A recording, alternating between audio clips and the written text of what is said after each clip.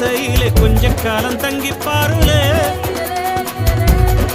கூரையின் ஓட்டை வீரி செல்வாடி நட்சத்திரம் எண்டி பாருலே கூவும் செல்போனின் நச்சரிப்பை அணைத்து கொஞ்சம் செல்வண்ணின் உச்சரிப்பை கேட்போ